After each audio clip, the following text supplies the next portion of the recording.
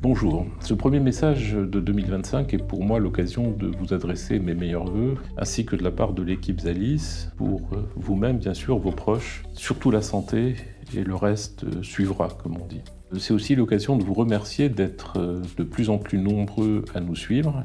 Nous allons continuer cette série de publications, et j'espère qu'en 2025, on saura maintenir ce haut niveau de qualité.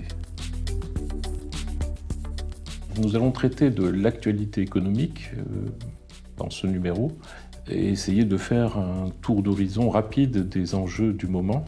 Évidemment, un affrontement entre la Chine et les États-Unis avec deux personnalités fortes à la tête de chacune de ces puissances, le feuilleton va s'annoncer assez passionnant, si je peux l'exprimer ainsi.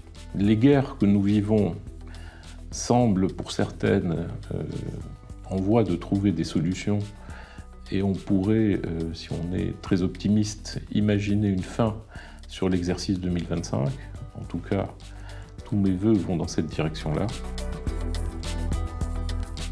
L'Europe dans tout ça est malheureusement fragmentée, avec des points de vue divergents, mais pour s'en convaincre, il n'y a qu'à voir le Mercosur, où des pays saluent cet accord, pendant que d'autres, dont le nôtre, se désolent de cet accord qui pourrait faire du mal à nos agriculteurs.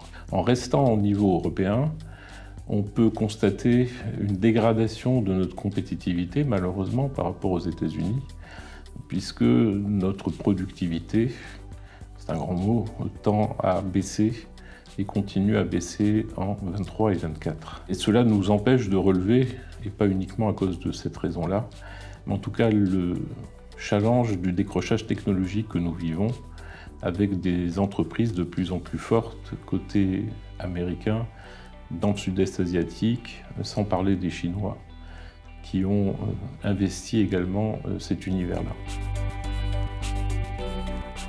Alors dans tout cela, la France, qui est dans une instabilité politique, comme vous le savez, n'est pas en mesure de réagir et crée toutes les conditions d'une instabilité économique. Les chiffres des défaillances des entreprises sont repartis à la hausse et nous sommes dans des plus hauts comparés aux crises précédentes, que ce soit 2008 ou 2001.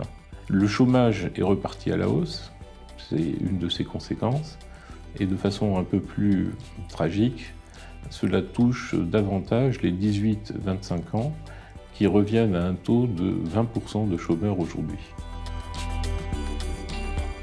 Pourtant, à côté de ça, il y a quelques éléments qui nous permettraient de nous réjouir, c'est que les taux d'intérêt sont à nouveau bas aux alentours de 3%.